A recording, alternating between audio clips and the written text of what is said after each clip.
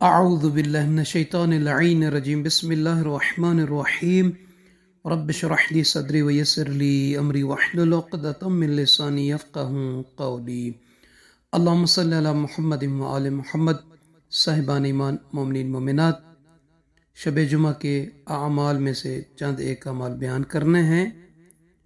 دعا کرتے ہیں کہ پروردگار عالم اس شب کے صدقے میں تمام مومنین مومنات کے مرحومین و مرحومات کی مغفرت فرمائے اور انہیں کروڑ کروڑ جنت نصیب فرمائے، آمین یا رب العالمین۔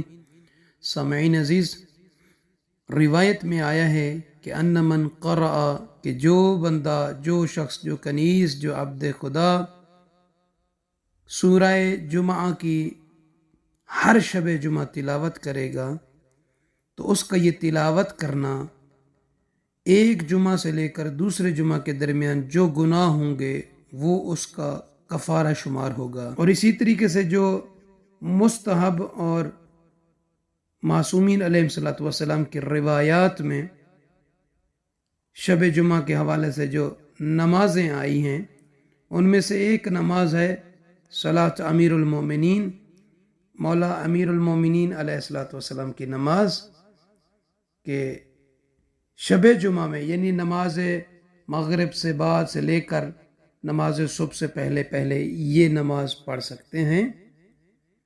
اور یہ نماز 2 رکعت ہے۔ جس کی نیت کریں گے کہ 2 رکعت نماز پڑھتا ہوں یا پڑھتی ہوں قربتاً الی اللہ، اللہ اکبر کہنے کے بعد سورہ الحمد کو پہلی رکعت میں 1 مرتبہ اور اس کے بعد سورہ اذا زلزلت الارض زلزالہا کو 15 مرتبہ پڑھنا ہے۔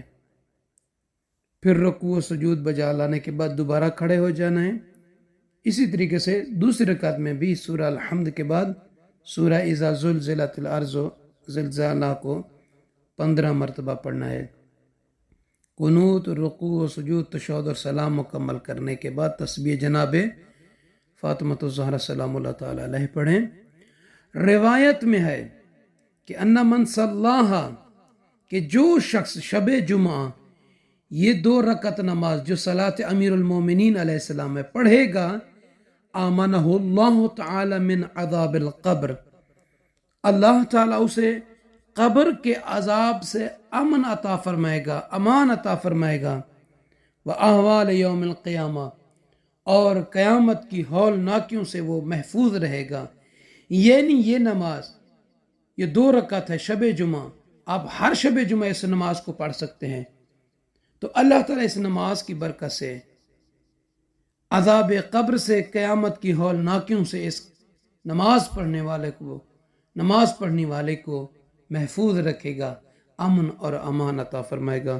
تو صاحبان ایمان سے عرض ہے کہ ہمیں اپنی دعاؤں میں یاد فرمائیں گے۔ جزاک